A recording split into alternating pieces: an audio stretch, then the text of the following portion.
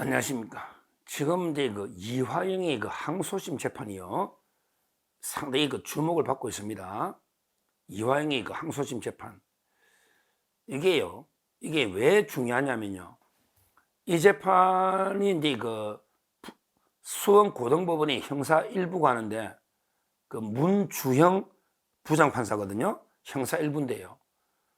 문주형 부장판사가 이제 거의 신진우 부장보다 더 강성입니다. 신진우 부장은 이게 합리적으로 온건하게 진행하는데, 와, 이 판사는요, 그냥 이제 신속한 재판에 대한 의지가 대단합니다. 대단합니다. 문주형, 이 판사 꼭 기억해야 될 것입니다. 신진우 부장보다 제가 보기에 아주 원칙자입니다. 재판을 이화영이가 항소심 오자마자 우리는 이게 무조건 구속기간이 6개월이거든요. 6개월 이내에 재판을 끝낸다. 그러면 이게 판결문 쓰는데 2달 잡아야 되거든요. 보통. 그러니까 이제 심리를 4개월 내에 끝낸다. 그래서 10월 24일 날 결심 재판, 10월 24일 날 변론을 종결한다. 이렇게 하고요. 양쪽에다가 검찰하고 이화영 측에 그때까지 변론 다 준비 끝내라. 시간도 이게 딱딱 너 30분, 너 30분 딱딱 이게 정해주는 거예요. 이야, 대단합니다. 이렇게 판사가 이렇게 카리스마 있게 좀 진행을 해야 됩니다. 원칙에 따라. 재판을 왜 이화영이가 9년 6개월 받았는데 이화영이 9년 6개월 받았잖아요. 근데 재판이 늦어지면 6개월 지나면 구속기한이 끝나버리면 풀어줘야 됩니다. 풀어주면 세워라 내워라 재판 3, 4년 갑니다. 세워라 내워라 이렇게 됩니다. 그럼 말이 안 되죠.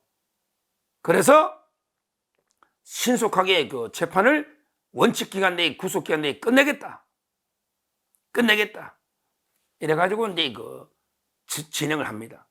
근데 그게 하나 의미가 있고 문주영 부장판사가 6개월 내에 무조건 내니까 판결 쓰는 시간 빼고 10월 24일 종결한다. 이게 첫째 신속한 재판 하나 의미가 있고요. 두 번째 이 재판이 주목받는 이유가요. 또 있어요. 바로 이제 10월 17일 날 김성태 회장이 나온다는 거예요. 제가 몇 번 이야기했죠. 10월 17일 날 김성태 회장이 정인으로 놉니다. 17일 2시에 김성태 회장이 정인으로 놉니다. 박용철 회장은 이제 채택할지 안 할지는 그 다음 보고 박용철. 근데 김성태 회장이 중요하죠. 아마 이게 폭탄 발언이 나오지 않을까. 이렇게 보는 거예요. 그 다음에 24일 날은 종결한다. 이렇게 이야기를 했습니다. 정인이 몇 명 없죠. 24일 날은 이제 대북사학과 김모 이런 정은이 있을 겁니다. 이렇게 되니까 신속하게 탁탁 정해주고 끝내니까 지금 이화영 측의 변호인이 반발이 대단합니다. 이화영 측의 변호인이 지금 있나요? 도의원 김광민, 부천의 도의원이죠. 김광민, 그 다음에 김현철. 이게 1심에서 이자들이 뭐라고 짓거렸죠? 이랬잖아. 판사 보고 욕을 했나? 그때 무슨 이게 해놨잖아. 약자로. 우리 이런 것처럼 비업시엇 이런 것처럼. 이런 식으로 이게 판사 욕을 하질 않나? 또는 이게 뭐랬죠? 바른말도 했던데 이화영이 유죄면 이재명이도 유죄다. 이화영이가 유죄면 이재명도 유죄다. 이렇게 바른말도 했네. 이 이화영의 변호인 측에서 지금 재판부의 반발이 대단합니다. 뭐라고 이게 반발하냐? 이게 중요합니다. 그러니까 문주영 부장판사가 이제 신속하게 재판을 6개월 이내에 법대로 끝내겠다. 구속기한 만료 전에 이러면서 이게 딱 진행하니까 이화영의 변호인 측에서 뭐라 하냐면요. 아니 이렇게 재판을 빨리 졸속으로 끝내면 이재명이는 재판 한 번도 못 받아보고 유죄 받는데 이게 말이 되느냐고 반발해요. 이재명이는 재판도 못 받아보고 유죄인데 이게 말이 되냐? 이런 식으로 이재명을 덜먹거리면서 항의를 한 거예요. 변호사가, 이화영 변호사가. 그러면 이 말은 맞나? 이 말도 맞아요. 그러니까 이화영 변호사 말이라고 다 틀린 건 아니야. 이렇게 신속하게 이화영 재판을 항소심 끝내면 이재명이는 제대로 재판도 못 받아보고 유죄가 된다. 이렇게 항의한 거예요. 그건 왜 그러냐? 그게 신진우 부장이 그 발언이 같은 날이었거든. 10월 8일 날. 10월 8일 날 신진우 부장이 1심 이재명 재판 준비 절차하고 그다음에 항소심에서 또 이게 이화영 항소심 있잖아요. 고등법원. 같은 날 했어요. 근데 신진우 부장이 10월 8일 날 이게 언론에 잘 크게 안 나 그런데 저는 몇 번 방송했어요. 10월 8일 날 신진우 부장이 이재명 변호인이 왔잖아요. 그때 재판부 재배당 해달라 할 때 기각했잖아. 재배당 안 해준다. 그때 신진우 부장이 뭐라 했냐면 우리가 이게 그 정거법상 상급법원이 구속이 됩니다.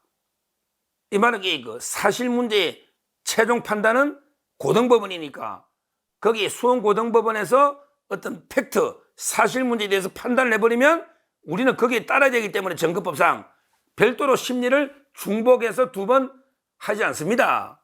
이랬거든요. 이 의미를 제가 몇 번 설명했죠. 만약에 이화영이가 항소심까지 끝나가 6개월 내에 끝나버렸다. 그러면 이게 800만 불의 용도가 나온단 말이야. 800만 불의 용도가. 왜? 그 중에 500만 불이 경기도 스마트팜이고 300만 불은 이재명의 방북 대가다. 이게 확정이 되면 그러면 이게 어떻게 될까요? 이화영이는요. 진짜 이화영이는 재판 못 받아보고 신진우 부장이 유죄해야 됩니다. 왜? 800만 불이 이화영이는 빠져나갈 방법이 없잖아. 뇌물이니까. 이화영이는 못 빠져나가는 거야. 그러니까 이화영이 말도 맞아. 내가 고등법원에 이 끝나버리면 나는 다시 뇌물 수수로 또 기소됐잖아. 이게 중요합니다. 이화영이가 고등법원에서 재판받는 거는 외국환 관리법이죠. 외국환 관리법으로 1년 6개월 받았잖아. 자기 뇌물 받은 게 8년.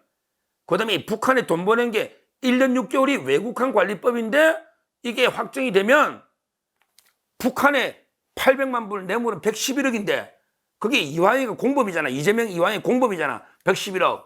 거기에 대해서 이화영이는 재판할 게 없어. 그렇잖아요. 왜? 북한에 간 게 뭐 이재명 방북비면 뇌물이지 뭐. 스마트폰 뇌물이잖아. 근데 이게 고등법원이 확정되면 판사한테 호소한 거지.